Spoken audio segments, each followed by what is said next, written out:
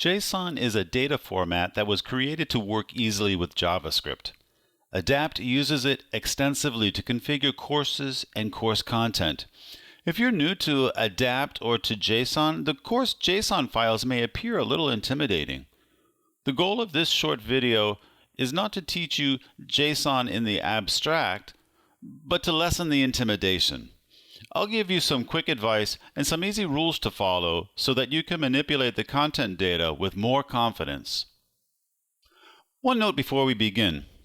This information applies to the course JSON files that are exposed in the Adapt framework. These files are not exposed in the Adapt authoring tool, so the information in this video does not apply to building courses with the authoring tool. JSON files are basically text files in which the text has been formatted according to the JSON specification. That means you can edit JSON files with any text editor. You don't need to spend money on a fancy integrated development environment. For this video, I'm using Brackets as my editor. It's an Adobe product, but it's open source and it's free. You can download it at brackets.io. Brackets has a feature that I highly recommend no matter which editor you choose. Code highlighting for JSON. Let me demonstrate the difference. Without code highlighting, this JSON file is a blur of gray. My mind gets tired just thinking about making sense of it. But with highlighting turned on, fundamental analysis is done for me. Highlighting different parts of JSON in different colors can help you avoid errors or spot the ones you make. And that's my first bit of advice.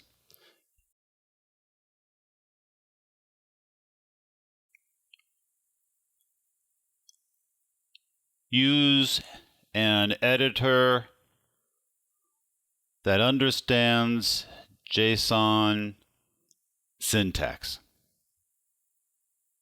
or at least provides code highlighting. In this example of JSON before us, the special characters used by JSON are easy to highlight. Curly braces, square brackets, quotation marks are always used in pairs, as one would expect, and colons and commas are used extensively. Let's add a second piece of advice that will help us make sense of this JSON punctuation.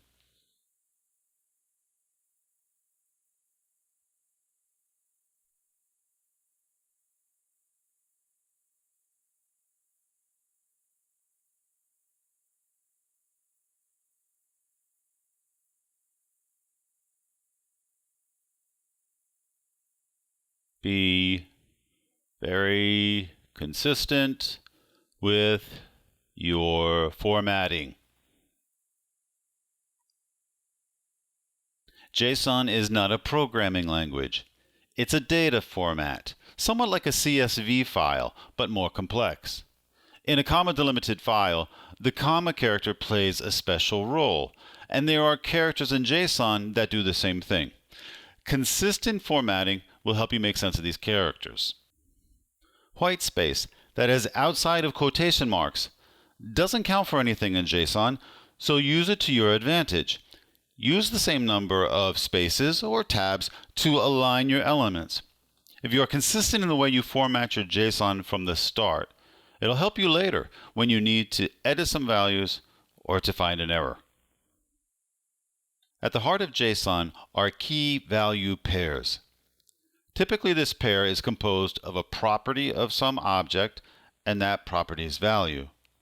So the name of the property acts as the key to which the value is assigned. The value of left is assigned to layout, the value of our first look at a component is assigned to the title property, and the same value is assigned to the display title property. The keys are on the left, the values are on the right, and they are separated by a colon. The key on the left side of the colon is determined by the source code. Never alter the content of the key. The source code will look for this specific combination of characters in order to locate the content that you have assigned to it. You don't get to change the content on the left side. You do get to change the content on the right, according to the needs of the course. And that gives us our first rule. Let's copy this, comma, paste it. Let's change that to rules. And let's delete this. Do not change arbitrarily anything on the left side of the colon. Let's look again at our key value pairs and identify some other rules. Notice how everything on either side of the colon is wrapped in quotation marks. Even blank or empty values are wrapped in quotes. And notice how multiple key value pairs are separated by commas. Let's add these to our rules. Copy, comma, to separate multiple key/value pairs with commas. And 3. Let's move this up. Copy, comma, 3 on both sides of the colon. Wrap everything in quotes. Okay. Were you watching carefully? Or did I wear down your vigilance by droning on? Take a look again at rule number 3 and remember it as we go back to have another look at our code. Do you see any exceptions to this rule? Correct. There are no quotes around the word true. Let's look for others. True is joined by false.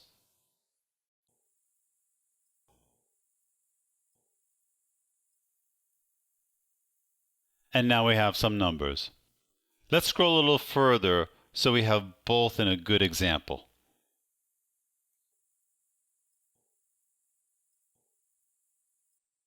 There are 2 exceptions to rule number 3. When the words true and false act as switches, we call them Boolean values. The quotes are dropped from Boolean values in order to signify that they are not simply text. By the way, text that is used as text is called string. Numerals can be used as strings too. We see that right here in the ID and parent ID. But here in top and left, the numerals are operating as numbers. Numbers are things that can be manipulated with mathematical operations. If you add 5 to 60, the div will be positioned 65% from the top. So when numerals are being used as numbers, they too are not wrapped in quotes. Let's go back and update rule 3. Let's replace it in order to accommodate the exceptions we found. Change both to left, take out the S. On the left side of the colon, all the keys are strings, so we wrap everything in quotes. And on the right side, comma, paste, change that to 4. On the right side, strings get wrapped in quotes. And now for our new exceptions. 5. On the right side of the colon, do not wrap numbers in quotes. 6. On the right side of the colon, do not wrap booleans in quotes.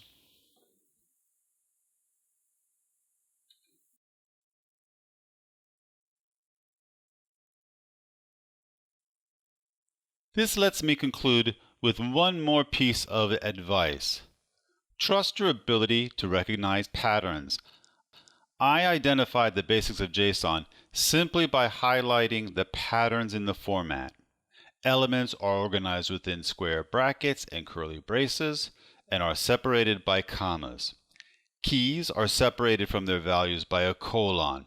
Keys and values are always wrapped in quotation marks unless the value is a number or a Boolean. And there's more patterns to be uncovered for sure, but I'm confident that these basic rules and your ability to recognize other patterns are all you need to get started updating course content.